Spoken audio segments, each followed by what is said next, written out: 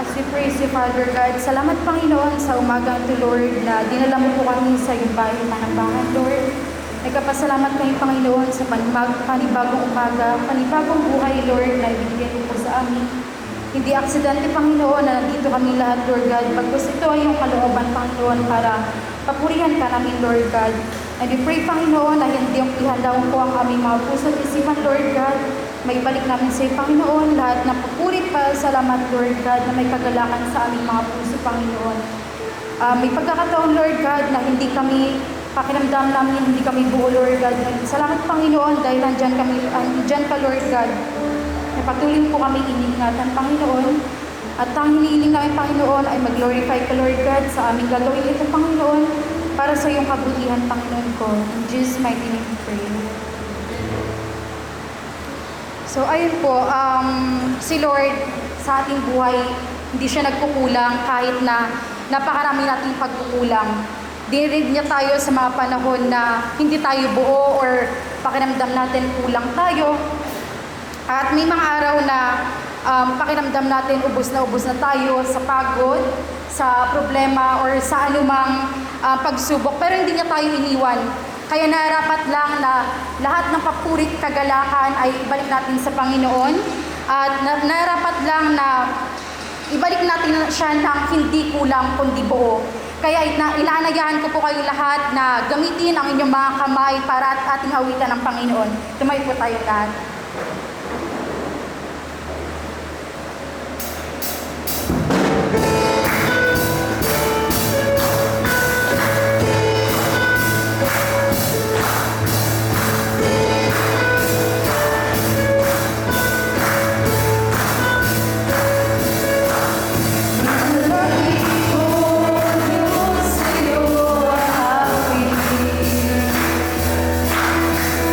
Very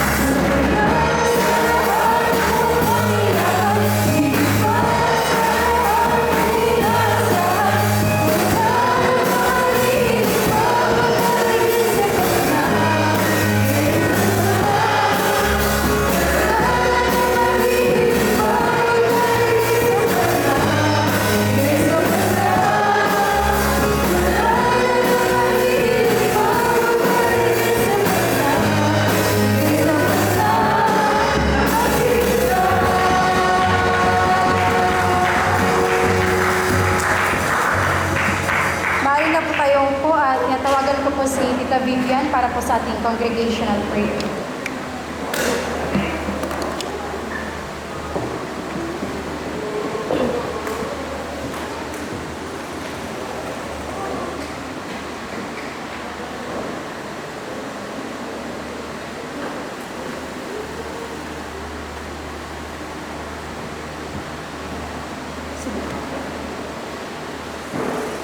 Sige po, samahan niyo po ako sa ating pananalangin bilang isang kongregasyon. Una po sa lahat, ang Diyos po natin ay talagang nananatiling tapat sa kanyang mga lingkod. Tumutugon sa ating mga daing at agad niyang iniginig ang mga matuwid at iniligtas sa mga panganib. Mula po sa awit 34:15-17, sabi niya po dito, mga mata ni Yahweh na matuwid, nakatuon sa kanilang pagdaing, lagi siyang tumutugon. Sa mga masasama, siya'y tumatahikot, at sa alaala sila'y mawawala.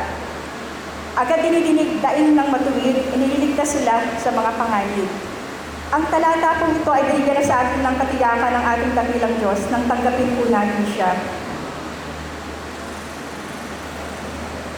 Nang tinanggap natin ang Panginoong Jesus, tayo po ay kanyang tinulungan, makapamuhay ng matuwid. May alas sa lahat ng uri ng kasalanan. Kaya wala po tayo dapat pangamba sa ating pananalangin sa Kanya.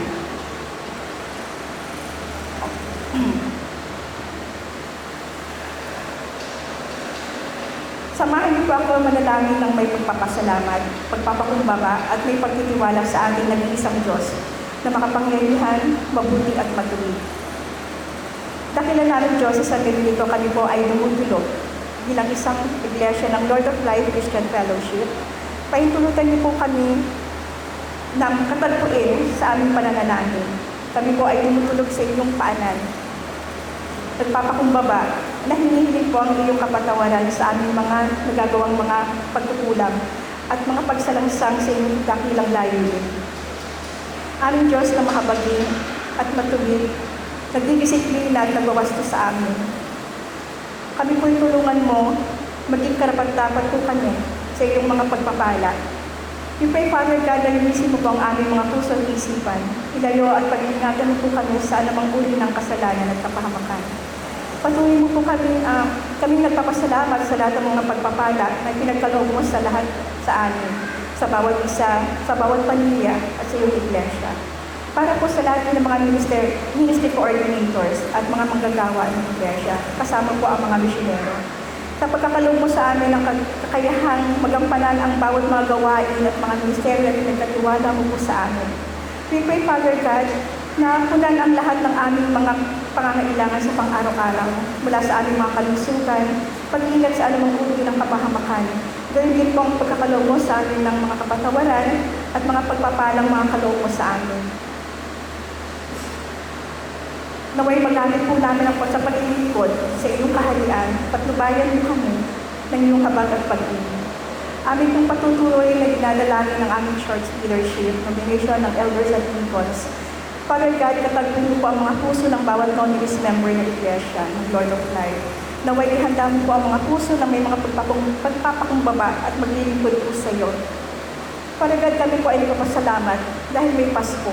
Pahintulutan mo, may balik po namin ang Thanksgiving Christmas celebration sa darating na December ngayong taon. May Spirit Christmas, Panginoon, ay punuin na aming puso ng kapayapaan, ng pag-asa, ng kaligayahan, pagpapatawad. We thank you, God, dahil kami ay pinatawad mo at pinagkaloob mo ang aming kaligtasan. Naway kami ay marunong din magpatawad sa aming kapwa. Sa mga taong naka-open sa amin, may mga unresolved concern, misunderstanding, Panginoon, sa bagay ng aming mga kapatid. Naway magkaroon po ng paghilom, kagalakan, at magpatuloy magpatawad. Naway ngayon nalalapit na Pasko, ang biyaya mo po ay aming natamo sa punong-puno ng pag-asa, kagalakan, kapayapaan at pag-ibig, na ikaw po ang dahilan ng lahat. Pinagkakatiwala po namin ang annual Congregational Assembly sa February sa susunod na taon. Ngayon pa lamang po ay nagpapasalamat kami sa katapatan at pag-sustain mo sa bawat isa, magampanan ng mga tungkulin ng bawat church leaders, elders, and deacon, mga ministry coordinators, mga misyonero, sa pagtugon ng matagumpay na pangasiwaan ang mga administrative concern at mga spiritual, Panginoon. Naway ikaw nga, Panginoon, ang tutulong sa amin sa buong pangdating pang taon. Naway ihanda mo po kami, Panginoon, mangusap ka sa amin, kaugnay sa mga usapin at gawain na magbibigay gabay at katarungan, Panginoon. Ayon sa mga tuntunin mo, patnubayan mo ang mga paghahanda at kaayusan sa darating na annual Congregational Assembly meeting. Naway matalakay at matugunan ang mga mahalagang pangangailangan mabigyang pansin. Nagpapasalamat po kami ang darating na church anniversary rin sa susunod na taon, Panginoon. Ngayon pa lamang po ay nagpapasalamat kami sa opportunity makapaghanda ng mga concern sa nalalapit na 34th anniversary, Panginoon, ng aming iglesia. Samahan niyo po kami sa paggunita, pagkilala sa wagas na katapatan mo, pagkalinga at pag-ibig mo sa aming Diyos. Aming patuloy na pinapasalamat sa mahabang panahon na walang pastor ang iglesia, Panginoon. Sinamahan mo kami na lubos na pinatnubayan mo ang mga elders at deacons at ang mga bawat mga ministeryo, Ama, at mga manggagawa na naglilingkod po ng buong lakas at katapatan at kabutihan. Aming dinadalangin na magkaroon din po kami ng pastor na gagabay at magbibigay ng kanina ng pangangalaga ng ebanghelyo spiritual na pangangailangan ng iglesia. Dalangin po namin na samahan mo po kami at ang iglesia sa church anniversary. Mangusap ka po sa amin mula sa inyong pinagkatiwalaang mensahero. Gayun din naman po ang aming tinataas, ang worship team na pagtubayan ng lakas at kagalakan. Bigyan sila ng buong puso at inspirasyon sa mga papuri awiling pagsamba po sa iyong kadakilaan at katapatan. Patuloy po namin dinadalangin ang mga aming bansa. Sabi mo po sa Corinto 14:33-40, sapagkat ikaw ang aming Diyos ay hindi nalulugod sa mga kaguluhan, dahil ikaw po ang Diyos ng kaayusan at kapayapaan. Gaya ng dapat mangyari sa lahat ng iyong hinilang. Tulungan at patnubayan mo po ang aming bansa sa mga pinagdadaanang suliranin at krisis na kinakaharap ay maiwasto ng maayos at may justisyang paraan. Aming pinagkakatiwala ang kaayusan, kapayapaan, pagtagumpayin mo, Panginoon, ang katotohanan at kabutihan sa aming bansa at sa buong mundo. Patuloy din namin dinadalangin, Panginoon, ang katarungan na way ang divine justice at kaparusahan ay tumilos para sa taong sangkot sa mga katiwalaan.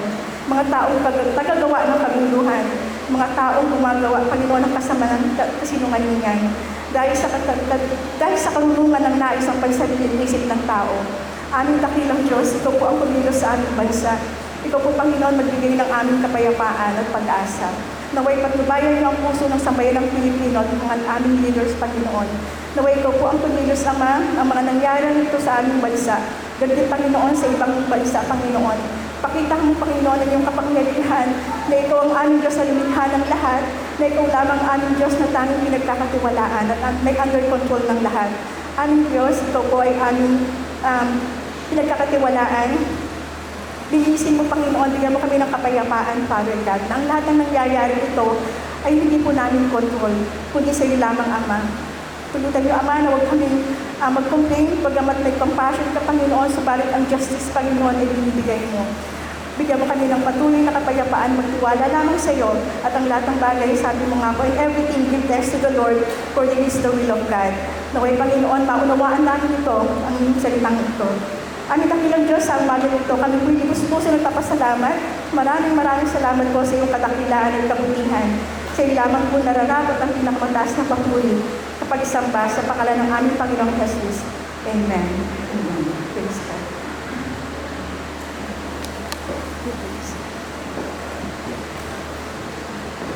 Salamat po.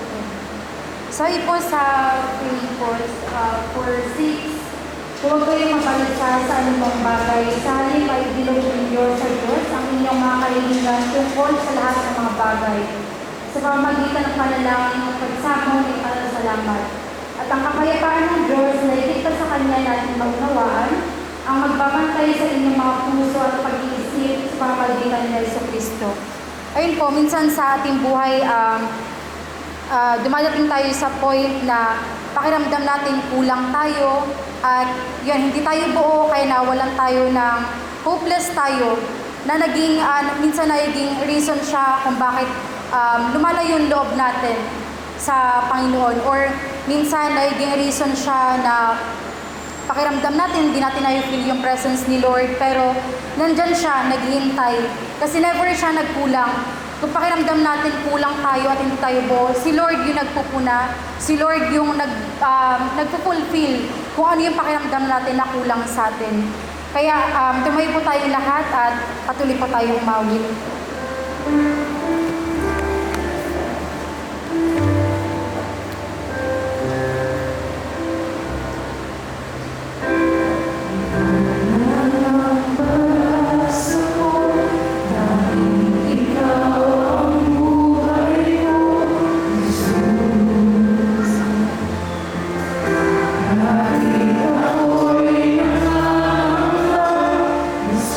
Ikaw ang kasama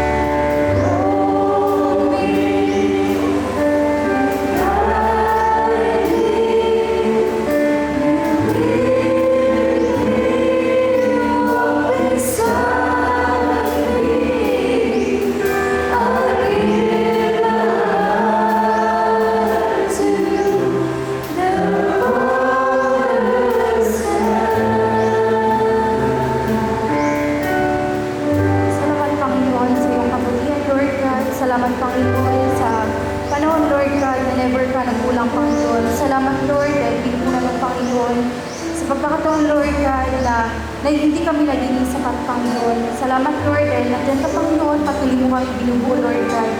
Pwede kami lumapit, Panginoon, humiling, Lord God, sa iyo, Panginoon, pagkat ikaw ay humiling, Lord God, sa aming mga panalangin, Panginoon. At Lord, ngayon po, Lord God, lumalapit kami. Itinataas namin, Lord God, ang iyong pangalan, Panginoon, pinapurihan ka, Lord. At sa pamagitan po nito, Lord God, patuloy po ihayag ang iyong mga salita, Lord. Itago po siya sa iyong likuran, Lord God, upang maipahayag, Lord, ang mga salita, Lord God, na iyong nais na iparinig sa aming Panginoon. At ikaw po ang mamuna sa aming mga buhay, Lord God, sa mga oras na ito, Panginoon, at sa aming mga salitang mapakitigan, Lord God. Salamat, Panginoon. In Jesus' mighty name we pray. Amen. Natawagan ko po si Tito Ton para po sa ating mensahe. Tito Ton. Thank you.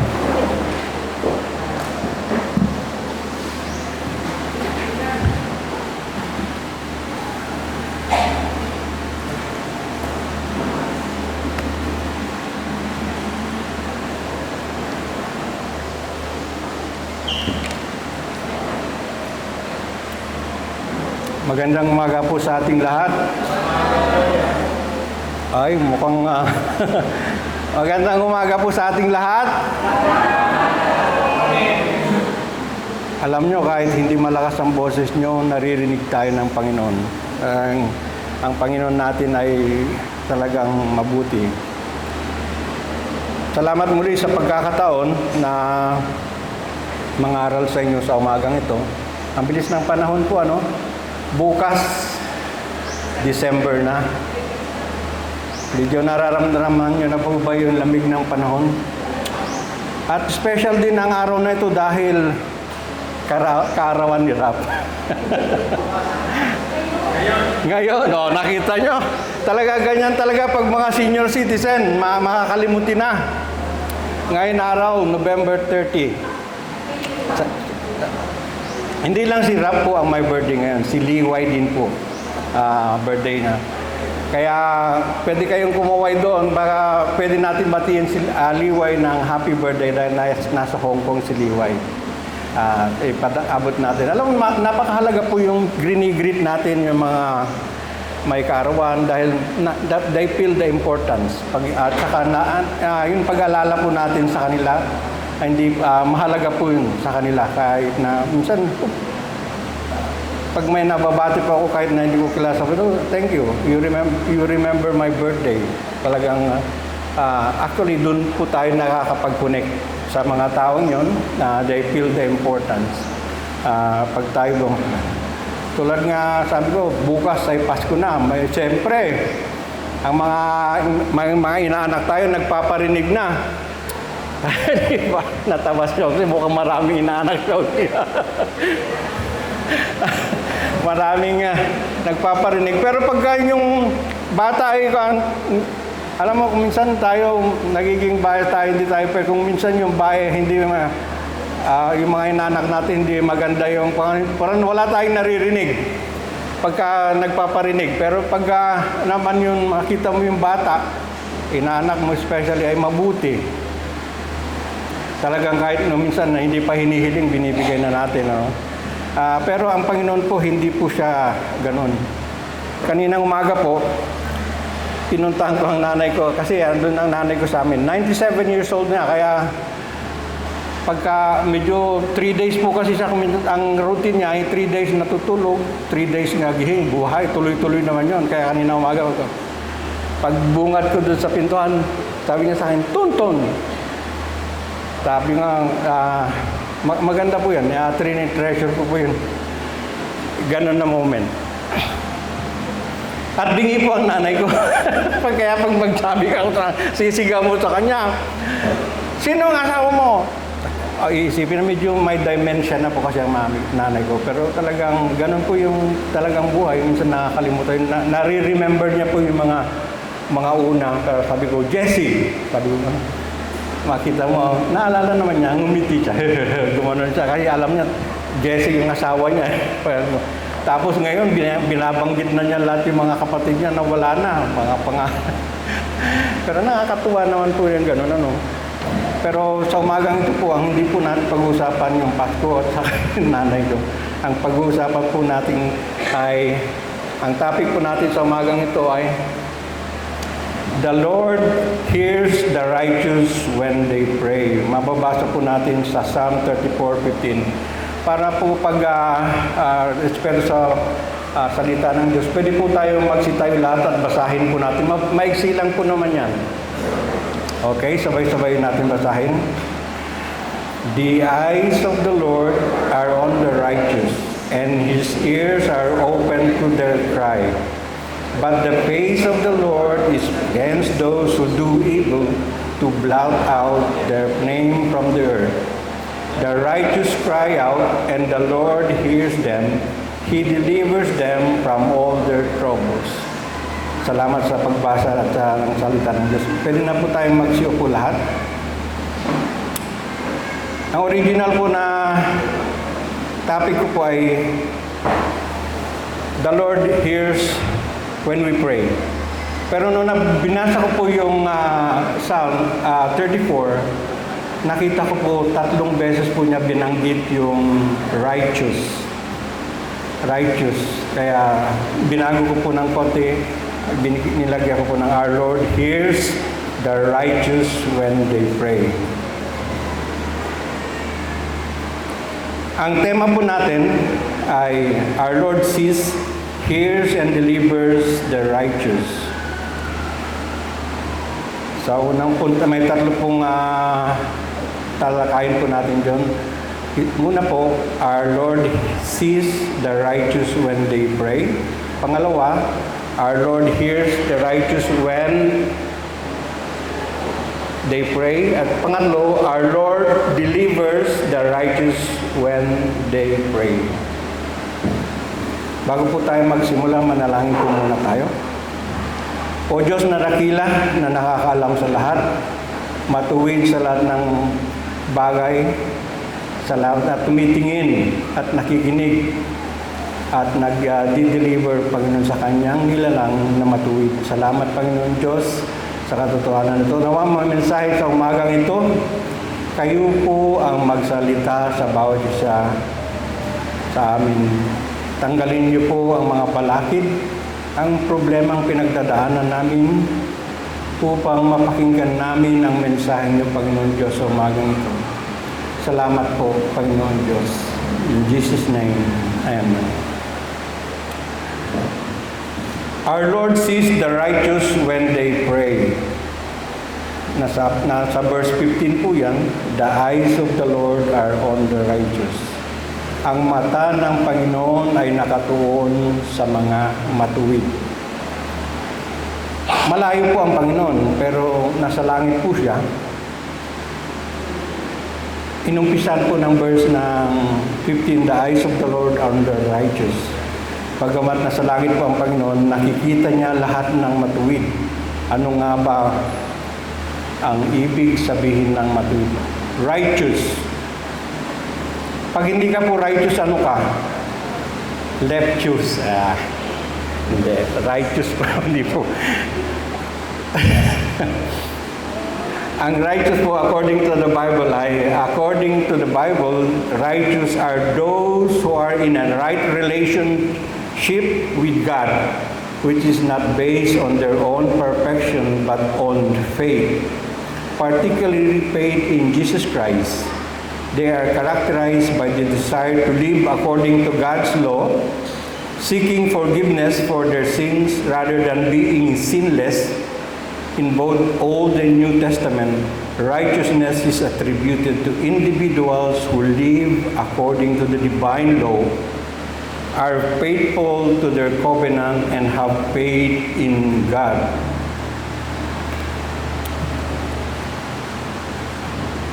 Tayo po, mga mananampalataya na, nang tanggapin po natin ang Panginoon sa buhay natin, naging matuwid po tayo. Dahil meron po tayong relasyon sa Panginoon. Yan po ang napakalaking biyaya na natanggap po natin sa Panginoon. Kasi tuwing nagkakasala, hindi tayo perfecto po eh, pero tuwing nagkakasala tayo, kung nagkasala man tayo, hingin natin ng kapatawaran sa Panginoon. At ito ay binibigay po niya. Kaya pag manalangin din po tayo, ang Panginoon ay pinagmamasdan tayo. Paano nga po ba tayo manalangin sa Panginoon? Paano nga po ba tayo manalangin? Tayo ba ay nananalangin lang pa kung mayroon tayong need, mayroon tayong pangangailangan, mayroon tayong mga problema, at nasa bingwit na tayo ng kung ano man bagay o may karamdaman, doon pa tayo nagiging mataimtim. Tinitignan po, pinagmamasdan. Kaya nga sabi dito sa verse, the Lord sees the righteous when they pray. Tinitignan niya tayo. Hindi po pwedeng hindi nakikinig ang Panginoon sa mga hindi righteous. Nakikinig po siya. Pinapakinggan niya po lahat ng mga panalangin. Pero kung ang panalangin natin ay paulit-ulit, ano kaya sa tingin niyo ang reaction ng Panginoon? Di ba parang sa Kanya ay na boring para sa Kanya? Kasi paulit-ulit eh, hindi niya ako. Pero pag tayo nananalangin personal, ang panalangin natin sa Kanya, nararamdaman niya tayo, nararamdaman niya at talagang nagre-react din ang Panginoon sa mga panalangin natin. Kaya tandaan niyo po natin na ang panalangin po ay pakikipag-usap sa Panginoon. Mataimtiman yan. Kung minsan kasi kung tayo manalangin ay gusto natin, Panginoon, tulungan mo na ako, kailangan ko ng ganito, ganyan. Para bang demanding ba kung manalangin tayo? Ang Panginoon po, tinitignan niya ang ating puso. Tinitignan niya ang ating puso kung tayo nanalangin. Kailangan ba talaga niya ito? O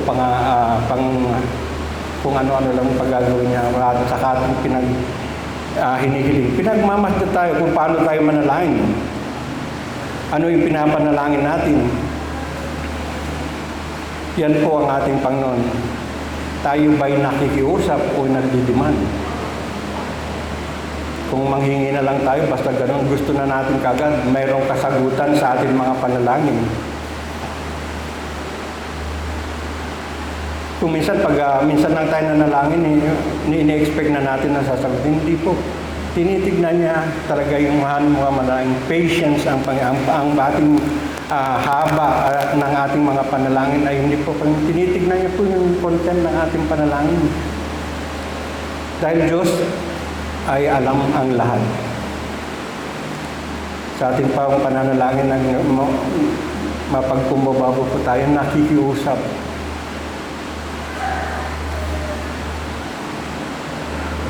Tanda natin, tumitingin ang Panginoon sa mga matuwid. Basahin po natin sa Biblia ang 2 Chronicles 16:9. For the eyes of the Lord range throughout the earth to strengthen those whose hearts are fully committed to Him. Nakita niyo po yun? Those whose heart are fully committed to Him. Yun ba ang ating talagang nananalig tayo sa Panginoon ng lubusan? O pag lang mayroon tayong pangangailangan, doon lang tayo nananalig kung mayroon tayong sitwasyon sa ating buhay. Sapagkat nakatingin ng Panginoon sa buong mundo para palakasin ang mga taong matapat sa Kanya. Alam po ng Panginoon kung sino ang sa Kanya. Alam ng Panginoon kung sino ang matuwid. Alam niya ang nangyayari sa lahat ng Kanyang nilikha. Ang kagandahan po doon, ang Panginoon ay nakatitig. Ano nakatitig? Alam mo kung nakatitig ang isang tao, pinagmamasdan niya, nakapokus ka sa isang bagay. So, alam niyo na, ang Panginoon ay nakapokus sa ating mga matuwid, sa ating mga panalangin. The Lord's eyes are on the righteous. The righteous are those who trust Him. Ang mga matuwid ay ang mga nagtitiwala, may takot sa Panginoon, mga taong nagkasala at humingi ng tawad sa Kanya. Tulad po ni Haring David na siyang sumulat ng Psalms pagkatapos niyang magpanggap na baliw para makaiwas sa panganib sa buhay niya.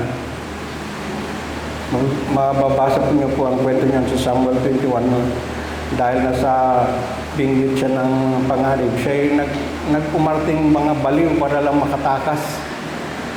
At siyempre, kinatakas siya. Bagamat siya ay nasiraan ng loob, natakot, nagkasala, nagsisi siya at lumapit pa rin sa Panginoon. Ano po ba mga batayan ng pagiging righteous ni Haring David? Mananampalataya at pananalig niya sa Panginoon. Faith and trust in God. Talagang lubos ang kanyang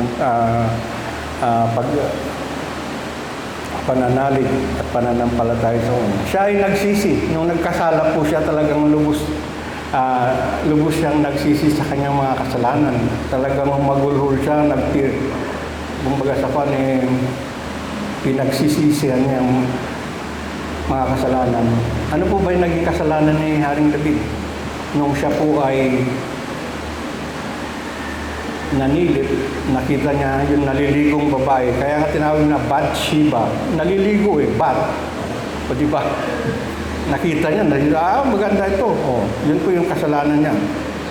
Pero pinagsisihan po niya. At nakiusap sa Panginoon. At nagbago po siya.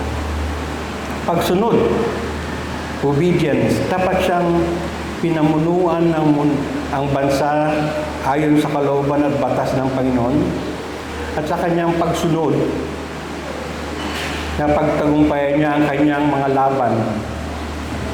Pag tayo sumusunod kung ano man sinasabi ng Panginoon, si Haring David, bago siya makipaglaban, kumukonsulta siya sa Panginoon, nananalangin siya. Kaya dapat tayo, lahat ng mga aspeto ng buhay natin, mayroon tayong gustong gawin, gustong mag-apply ng trabaho, gustong mag-aral, gustong magpumunta sa lugar. Konsultahin niyo po ang Panginoon.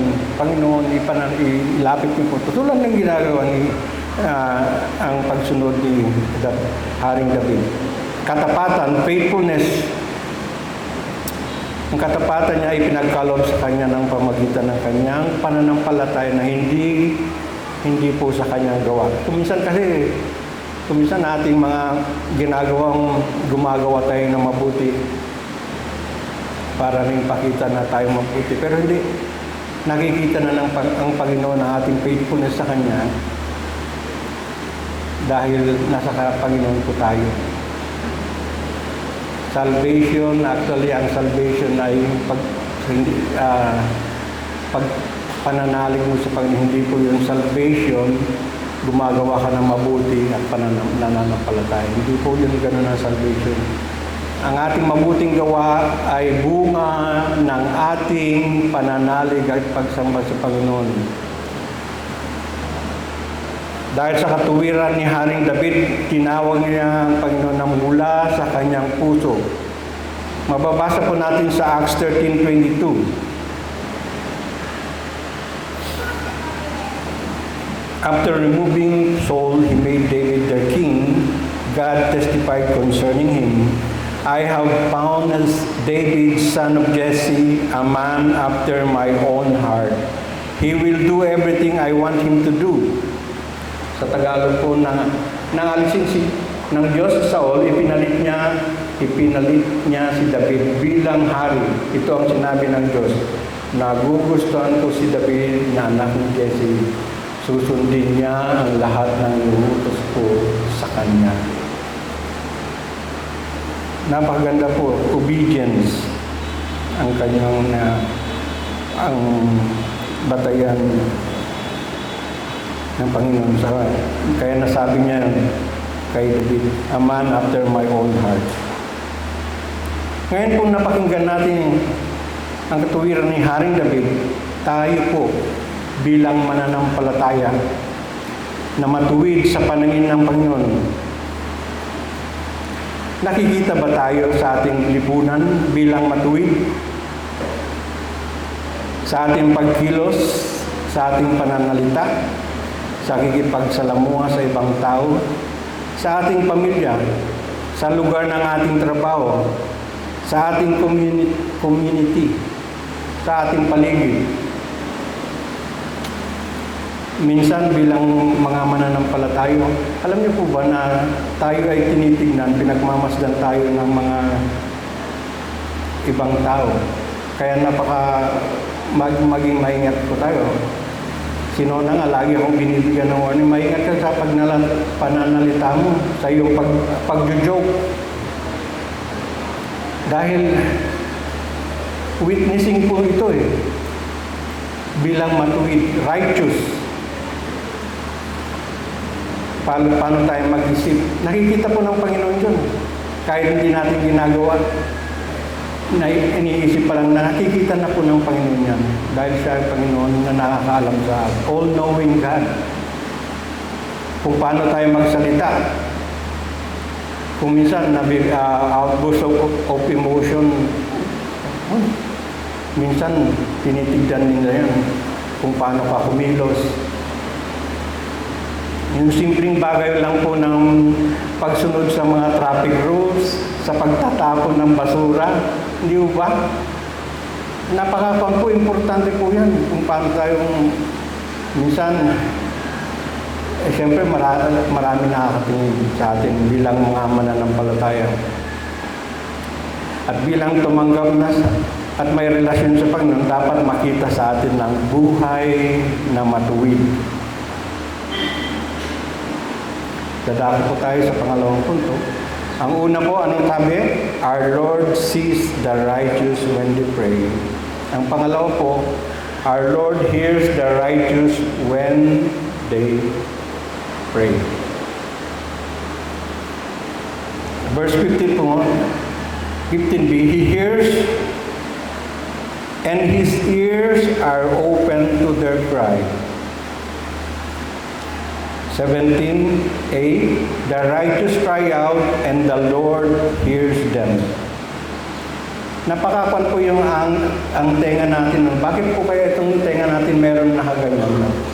Para po maririnig natin ng maayos yung ating ang sinasabi. Ano kaya kung ang tenga, wala tayong tenga, open na ganyan lang, talagang hindi mo alam kung ano yung papasok. Kaya pag yung tenga po natin nakaganito, para po yung maririnig natin mabuti kung yung tumatawag sa atin, kung magsasalita sa atin.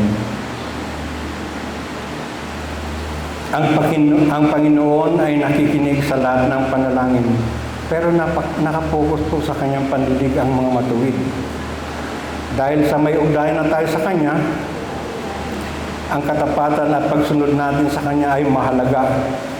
Nakikinig siya na may habag at tinutulungan tayo sa ating paghihirap o anuman problema, ang ating mga daing ang Panginoon din ay emotional God na nababagabag din siya kung may nararamdaman tayo at inalalapit natin sa Kanya. Basahin po natin ang sinasabi ng Proverbs 15:29 at saka 1 Peter 3:12. The Lord is far from the wicked, but He hears the prayer of the righteous. Hindi po napakaganda po. Napapakinggan niya ang ating mga panalangin. Sa 1 Peter 3:12, for the eyes of the Lord are on the righteous, and His ears are attentive to their prayer. Talagang pinapakinggan niya ng gusto ang ating mga panalangin. Dahil tayo ay matuwid sa paningin ng Panginoon, napapakinggan niya ng ating mga panalangin. Ano man ang kalagayan natin sa buhay na inalalapit sa Kanya, dahil na nakikinig niya ang ating panalangin at hindi niya tayo pababayaan. At kung minsan dahil sa bigat ng ating problema o suliranin, kung hindi na natin alam kung ano ipapanalangin natin, minsan iniiyak na lang natin, ubad. Iniiyak na lang natin sa Panginoon dahil out of frustration, kung minsan talaga yung ating mga panalangin. Alam niya ang pag-iyak natin ay pagpapakumbaba sa Kanya, out of desperation. Alam niya ito. May panahon po sa ating buhay na talaga pong nangihina tayo kung minsan pagising natin para bang hindi gloomy ang ating morning. Paggising natin sa umaga, parang nakatulala ka lang. Hindi mo, dahil siguro sa dami ng suliranin mo, problema natin sa buhay, parang minsan hindi na makita yung liwanag sa mukha mo. Pero nakikita po yan ng Panginoon. Alam niyo yung pagsundo ko po kayo na napakahalagang oras po sa akin nun. 30 minutes lang po papunta sa Faith Academy, pero yun po yung time na ako lang po nag-isa, nagmamaneho. At yun yung time ko na quiet. Pwede naman ako manalangin sa lugar namin, pero siyempre ang dami mga distraction yun. Maya't maya. Pero yung oras na yun ay tinitake time ko, treasure ko po yun dahil doon po sinasabi lahat ng manararamdaman ko sa Panginoon. Kan minsan iniiyak ko yan. Humahagul-hul ako. Habang nagmamaneo, siyempre nakabukas ang mata ko, baka ako madisgrasya. Pero napakasarap po ng feeling na iniiyak mo ang yung problema sa Panginoon. Naririnig po niya yun. At nararamdaman din ng Panginoon.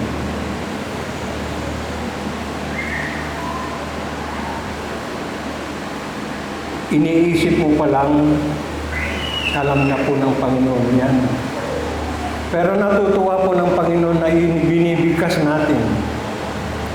Sinasabi natin ang ating mga panalangin kahit nararamdaman niya. At pinagsisisihan natin o ano man po ito. Alam niyo po, napakaganda po ng pakiramdam niyan pagka iniiyak mo yung problema mo sa Panginoon. Kasi pagkatapos nun, para bang nawalan ka na ng problema eh. Para bang pag-iyak mo ay kasama na yung problema mo, sa luha mo. Nakakatuwa po yung mga ganyan umiyak. Minsan doon sa guest house kasi meron doon yung TV room, pero minsan, sabi ko minsan, chinecheck ko po yan. Minsan, pumasok ko, may missionary, nakita ko talagang, nakita ko mahagulog na, talagang nagumaganon ka. That's one way of nag-pray siya. Talagang time team ang kanyang mga panalangin. Si Haring David din po, nung siya ay nasa kuweba na nasugol na siya, hindi na niya alam kung anong gagawin niya. Tingnan po natin ang kanyang panalangin, si Haring David, sa Psalm 142, 1-7. Basahin po natin. Sabi niya, I cry aloud to the Lord. I lift up my voice to the Lord for mercy. I pour out before Him my complaint. Before Him I tell my trouble. When my spirit grows faint within me, it is you who watch over my way. In the path where I walk, people have hidden a snare for me. Look and see, there is no one at my right hand. No one is concerned for me. I have no refuge. No one cares for my life. I cry to the Lord. I say, you are my refuge, my portion in the land of the living. Listen to my cry, for I am in desperate need. Rescue me from those who pursue me, for they are too strong for me. Set me free from my prison, that I might praise your name. Then the righteous will gather about me because of your goodness to me. Hindi po ba napakagandang panalangin ni David po yan? Talagang ipinore out niya po yung kanyang saloobin. Mababasa din po natin sa Tagalog yan. Tumawag ako ng malakas sa inyo, Panginoon. Nanalangin ako, nakaawan niyo ako. Sinabi ko sa inyo ang aking mga hinaing at mga suliranin. Kapag ako'y nawawalan ng pag-asa, kayo ay nariyan at nagbabantay kung ano ang nangyayari sa akin. Ang aking kaaway ay may naglagay ng bitag sa ating dinadaanan. Tignan niyo ang aking paligid. Walang sino man tumutulong sa akin. Wala nang sino man nangangalaga at nagmamalasakit sa akin. Kaya tumawag ko sa inyo, Panginoon, sinabi ko, kayo ang aking kanlungan. Kayo lang ang kailangan ko rito sa mundo. Pakinggan niyo ang paghingi ko ng tulong dahil wala na akong magawa. Iligtas niyo ako sa mga umuusik sa akin dahil sila ay mas malakas sa akin. Palayain niyo ako sa bilangguang ito upang ako'y makapagpuri sa inyo at mga matuwid ay magtitipon sa paligid ko dahil sa kabutihan niyo sa akin, Panginoon. In desperate ang si David pa siya noon, hindi pa siya hari. Nung nandun po sa kuweba, yun po kaya sinabi na nasa bilangguan dahil nakakulong na siya doon sa kuweba yun. In desperate need talaga siya. Wala na siyang mahingian ng tulong. Wala nang pwedeng tumulong sa kanya dahil na-corner siya doon. At ang ginawa niya ay talagang umiyak at humingi ng tulong sa Panginoon. Di po, napakaganda po ang panalangin ni Haring David. Iniyak niya malakas. Iniyak niya ng malakas sa Panginoon. Ang nararamdaman niya na siya ay mababa ang kanyang moral dahil sa kanyang pinagdadaanan at kinakabahan siya na anuman mangyari sa kanyang buhay. Pwede po siyang patayin ni Haring Saul. Na ang kanyang pakiramdam ay wala na siyang kakampi at wala man lang tumutulong sa kanya. Iniyak niya sa Panginoon, alam niya na siya lang ang nakikinig at tutulong sa kanya, sa mga kalaban niya. At ito ay ginawa ng Panginoon ang pag-deliver sa kanya na siyang tatakalakayin natin sa pangatlong punto ng ating mensahe.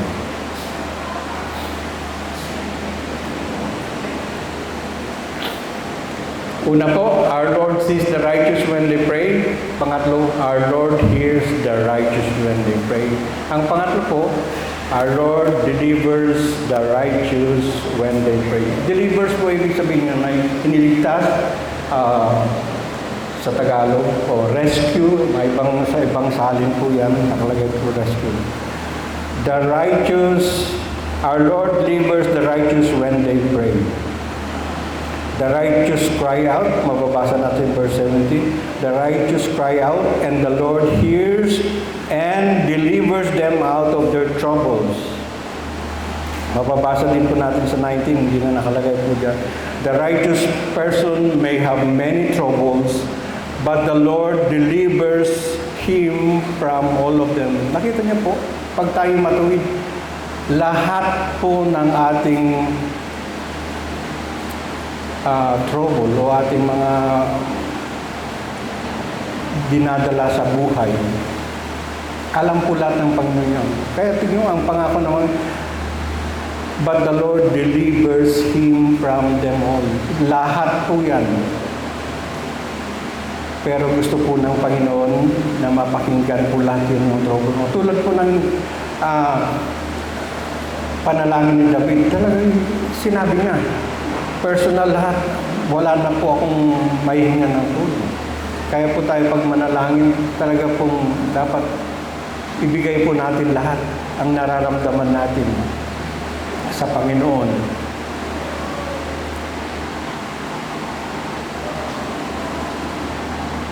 Si David ay alam niya nung siya in times of trouble, tumakbo siya, nagtago. Napagod po sa kanyang buhay.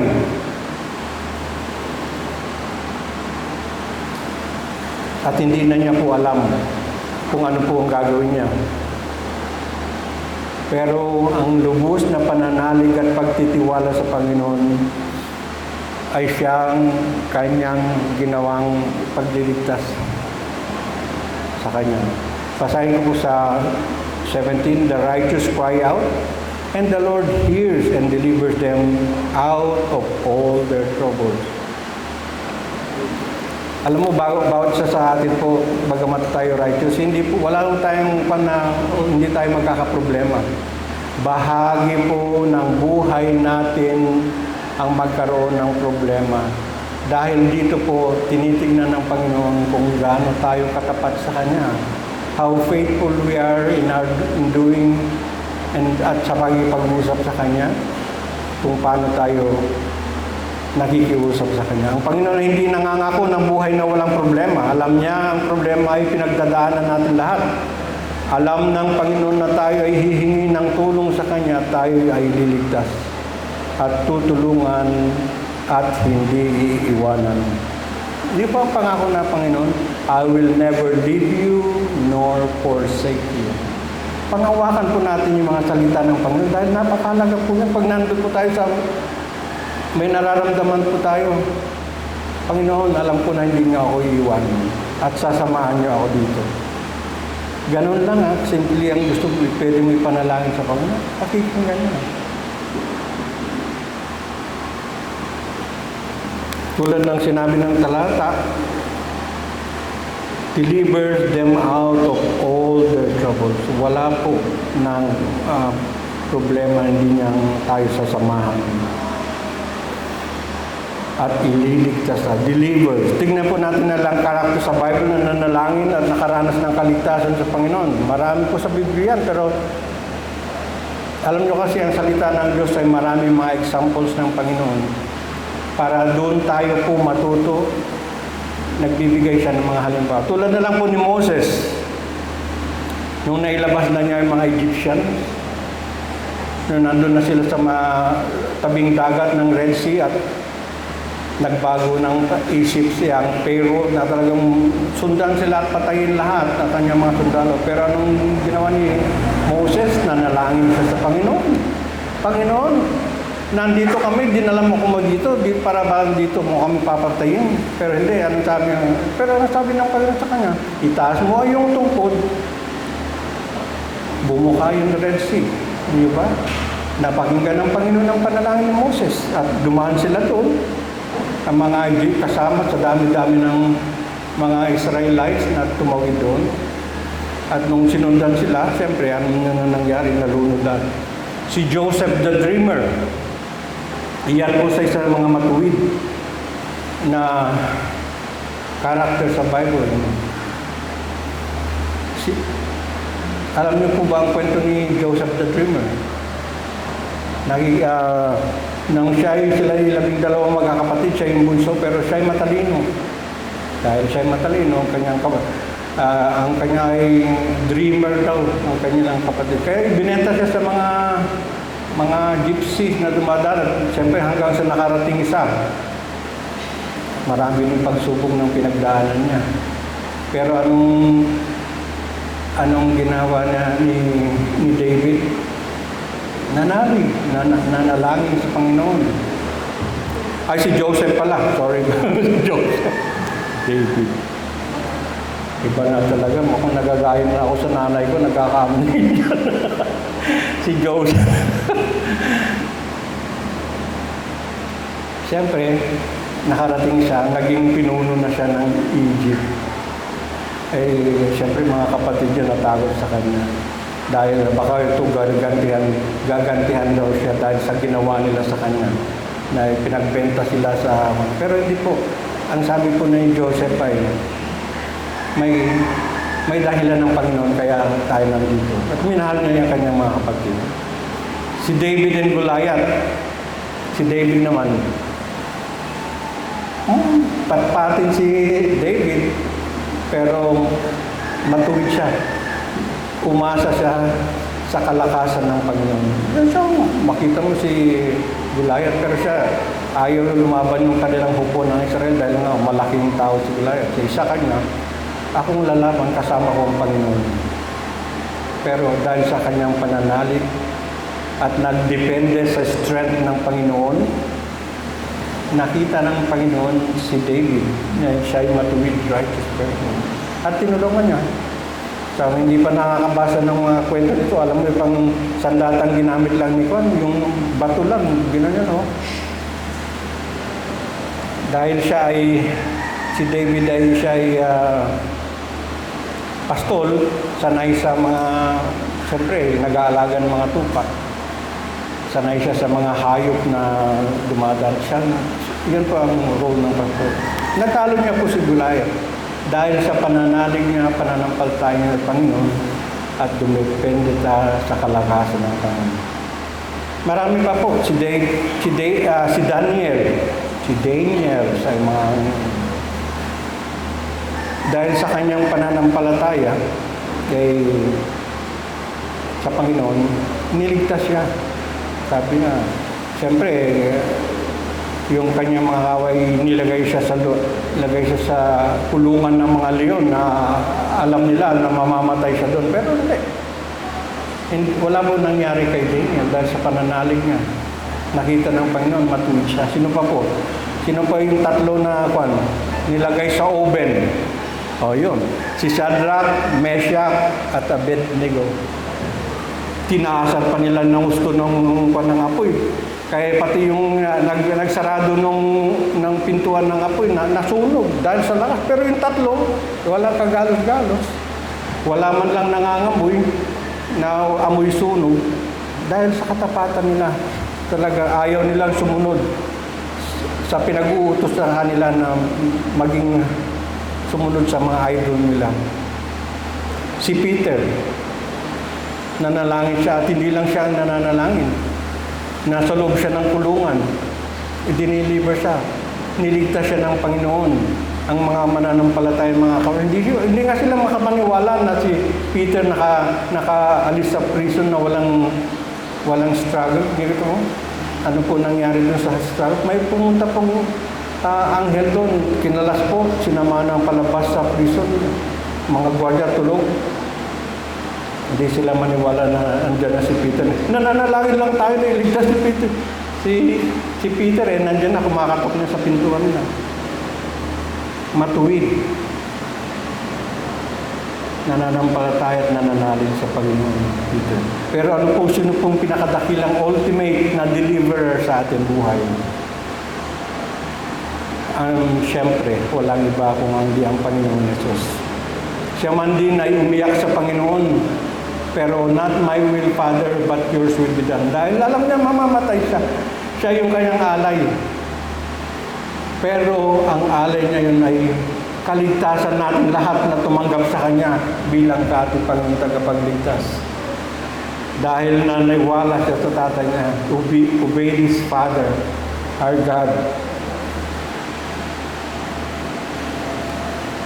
Mga tao pong matuwid na nananalangin upang mailigtas. Walang iba po yung ating Panginoong Jesus. Nandiyan namatay at nabuhay upang tayo magkaroon ng pag-asa.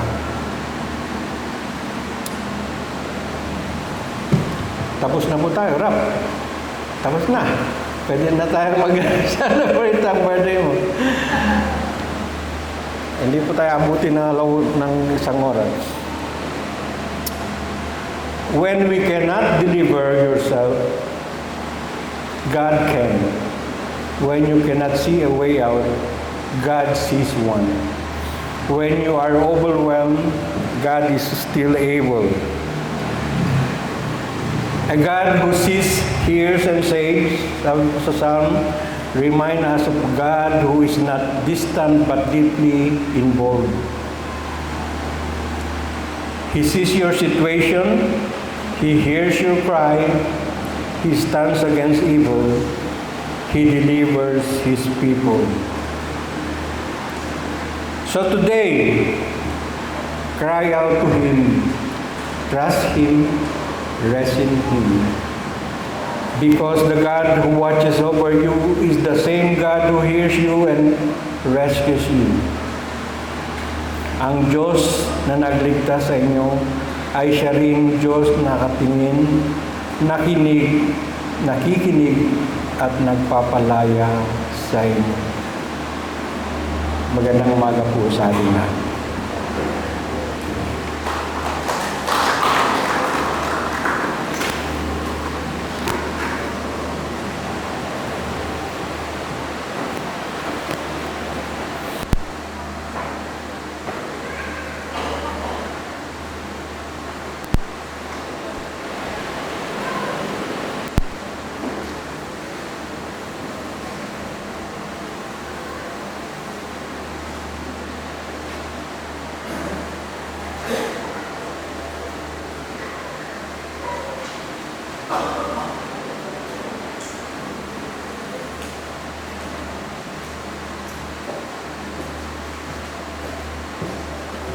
Maraming salamat po dito sa napakagandang mensahe po. At ngayon naman po ay nakakulong tayo sa ating tithes and offering.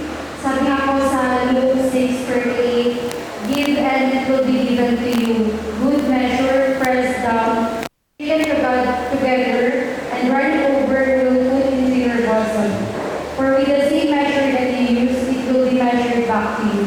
So, tinatawagan ko po si Suniel at si Miguel po para sa ating tithes and offering.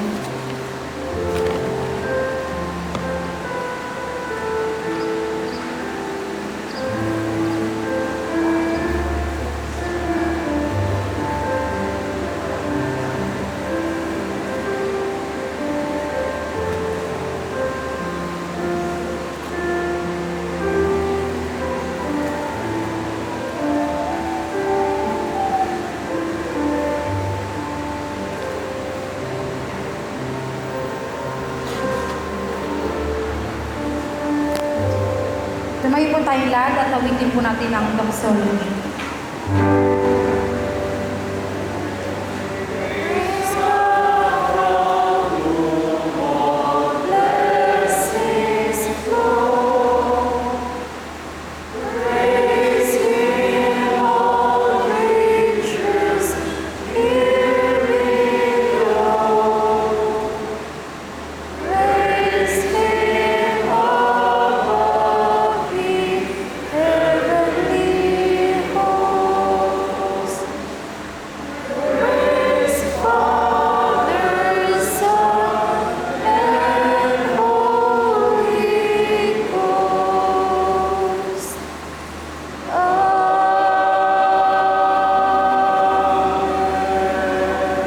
Maaari na po tayo umupo.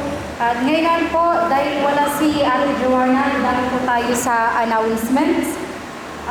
Every third Wednesday of the month po, merong online prayer meeting, 7 o'clock p.m.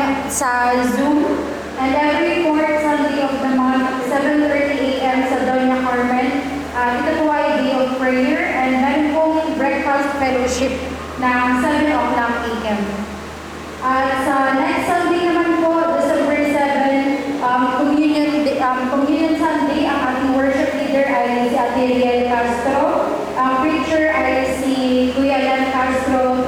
At ang topic ay Experience the Miracle of Christmas, Miracle of Moments sa Galatians 4. At ayun po, every first Sunday of the month, 12 noon sa Doña Carmen, meron din pong lunch fellowship. At ang lahat po ay hinahanded malo, pwede po kayong magdala ng mga pwede nyo i-share na food, pero kung wala naman po ay welcome po ang lahat. At sunod naman po ang new and official Word of Life Christian Fellowship email address ay ito pong lofcf.ph@gmail.com. And to those who would like to send an email with their tithes and offering information or a screenshot of their transfer, please send it to the following email address po. So baka i-send na rin po ni Ate Joanna sa GC po. So sa birthdays naman po, November 30, birthday po ngayon ni Tito Ram Alina at Ate Liwal Abad. At sa December 6 naman po ay si Tita Nona Caballero. So awitan po natin si Tito Ram at Ate Liwal.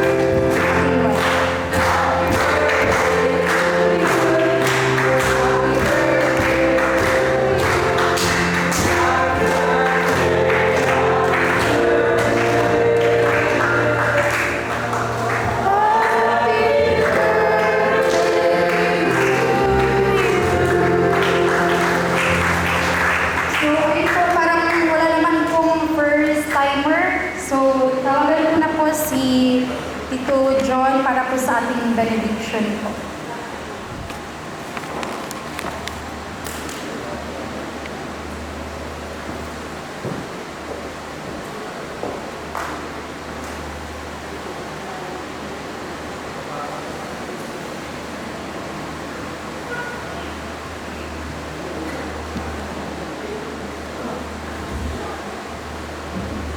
Manalangin po tayo. Panginoon, maraming salamat sa mensaheng pinarating niyo ngayong umaga. Thank you, Lord, sa paggabay sa amin. At Lord, talagang turuan niyo kami, Lord, na manalangin sa inyo. At lumapit sa inyo, Lord, ng magpakumbaba. I pray, Lord, na talagang tuturuan niyo ang bawat isa, Lord, na mabuksan ang puso, Panginoon, na talagang realize ang katotohanan na nandiyan kayo, Panginoon.